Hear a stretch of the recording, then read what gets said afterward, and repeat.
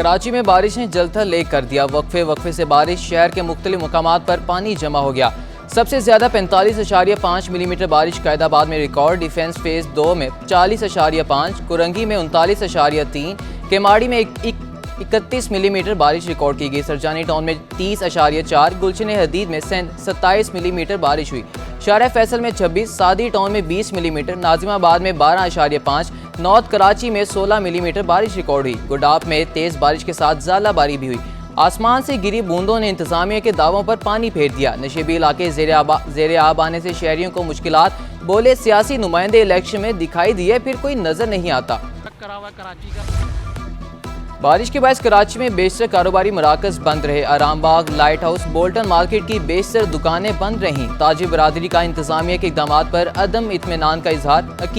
अतीक मीर का कहना है कि दुनिया में बारिश के मौका पर कहीं कारोबार बंद नहीं होता। कराची में थोड़ी सी बारिश से शहर का नक्शा बदल जाता है। बारिश के पेशगोई से एक दिन कबल नालों की सफाई होती है।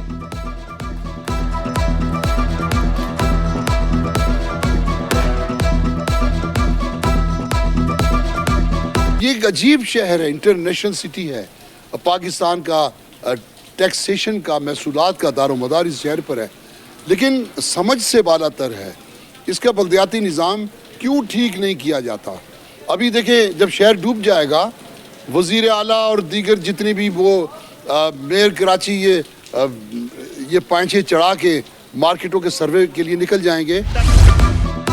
कराची में मूसलाधार बारिश के पेश नज़र बल्दियाती इदारे मुतहरिक। निकासी याब के लिए मुख्तलिफ इलाकों में भारी मशीनरी मौजूद। एम ए जिनार रोड, शारा फैसल, अंडरपासिस और दीगर नशेबी इलाकों में वाटर कारपोरेशन का अमला मौजूद। सक्शन मशीनें, डी वाटरिंग पंप समेत दीगर मशीनरी 26 मुकामात पर हाई अलर्ट। सैलाबी सूरत हाल से निपटने के लिए रेस्क्यू 1112 का इजाफी अमला तैनात। तमाम इजला में कंट्रोल रूम कायम। एमरजेंसी नंबर भी दे दिए गए। रेस्क्यू 1112 के रेन एमरजेंसी डेस्क पर भी खुसूसी अमला तैनात। मुख्तलिफ इजला में 15 एमरजेंसी डेस्क भी कायम कर दिया गया।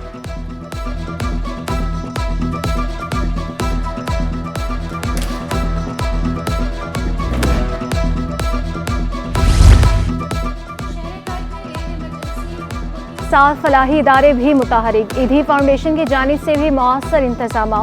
दावत इस्लामी के फलाही इदारे का शारे फैसल पर रेन एमरजेंसी कैंप कायम। कैंप में रेस्क्यू बोर्ड और सेक्शन मशीनें भी मौजूद।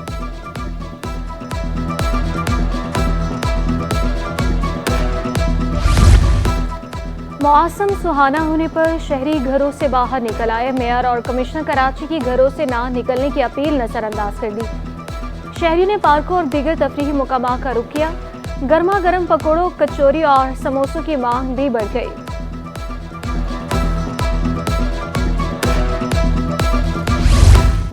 हिफाजती तदाबीर के तहत कुछ नशेबी इलाकों में बिजली बंद की गई। तर्जुमान के इलेक्ट्रिक अवैस मंशी ने वजाहत कर दी। कहा कि के इलेक्ट्रिक का नेटवर्क मुस्तहकम। के इलेक्ट्रिक की टीमें सूरत हाल का जायजा ले रही हैं। नशेबी इलाकों में क्लियरेंस मिलते ही बिजली बहाल कर दी जाएगी। सारिफीन 118 पर इमरजेंसी शिकायत के लिए रुजू करें।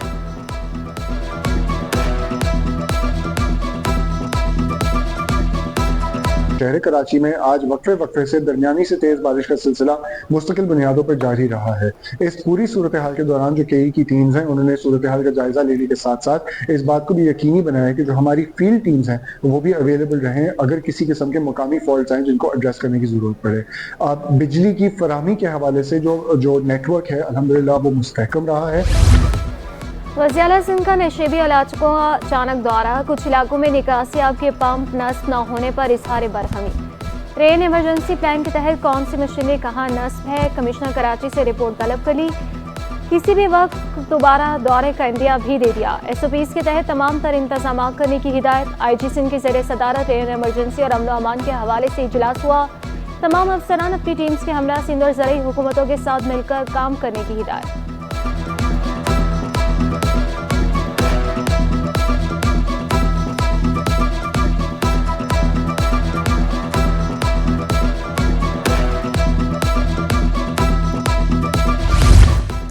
पीपल्स पार्टी ने गवर्नर सिंध का ओहदा न लेने का इशारा दे दिया। बिलावल भुट्टो ने MQM को गवर्नरशिप मिलने का इम्कान जाहिर कर दिया। कहा कि गवर्नर सिंध के मामले पर नून लीग से कोई बात नहीं हुई। उम्मीद है MQM को मौका मिलेगा।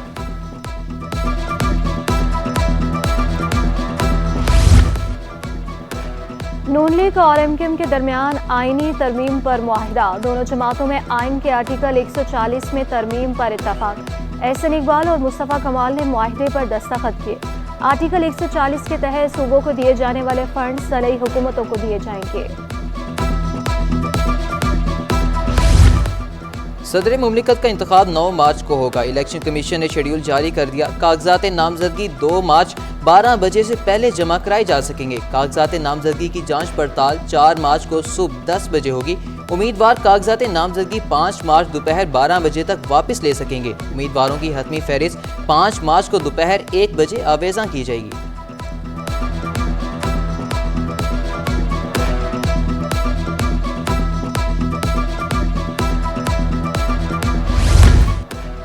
सरकारी अफसरान और मुलाजमीन की गैर हाजिरी मामूल बन गई। सिंध हुकूमत ने तमाम महकमों के अफसरान और स्टाफ को वार्निंग जारी कर दी। तमाम अफसरान को दफातर में वक्त की पाबंदी की हिदायत कर दी गई। आइंदा ताखीर से आने पर सख्त कार्रवाई का इंतहा। सेक्रेटरी सर्विसेज ने सर्कुलर जारी कर दिया।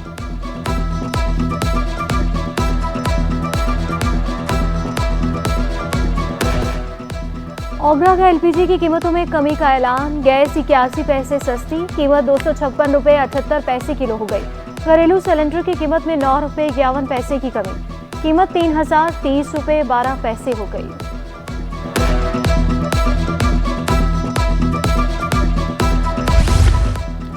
स्टेट बैंक का 4 से 8 मार्च तक हफ्ता माली ख्वानगी मनाने का ऐलान। गवर्नर जमील अहमद पीर को स्टेट बैंक के सदर दफ्तर में इफ्तिताह करेंगे। हफ्ता माली ख्वानगी डिजिटल बैंकारी फौरी और आसान के उन्वान से मनाया जाएगा। अदायगियों के निज़ाम रास QR code, mobile digital accounts और दीगर मालूमात फराहम की जाएंगी। मालूमात फराहमी के लिए 60 शहरों में 150 कैंप लगाए जाएंगे।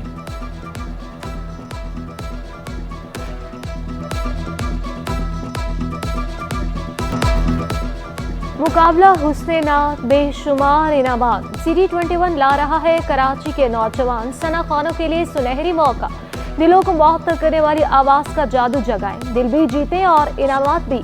शामिल हो हमारी इफ्तार ट्रांसमिशन रमज़ान मेहरबान के मुकाबला हुस्न-ए-नात में। ऑडिशन के लिए 15 से 25 बरस के ख़वातीन व हज़रात रब्ता करें। 031724241111। और शायद ही कोई हो जो 3 औरतें 3 कहानियाँ के मौजू से वाकिफ़ ना हो। ख़वातीन की कहानियाँ लिखने वाली सईदा अफजल ने लिखने का सफ़र कब और कैसे शुरू किया। सिनफ नाजुक से मुआशरे का रवैया 60 बरस से लफ्ज़ों में परो रही हैं। CD21 से दिल की बातें कह दी।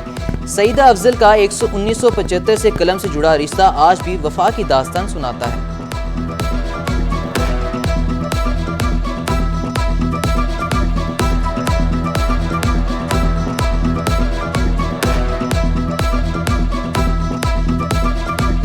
जनवरी में अखबार जहाँ का पहला पर्चा निकला था, तो उसके शोबे ख़वातीन के सफ़े पर मेरी तस्वीर भी है, अभी भी वो मेरे पास है। और मुझे बड़ी खुशी हुई कि मुझे कोई तगोदो तो करनी नहीं पड़ी।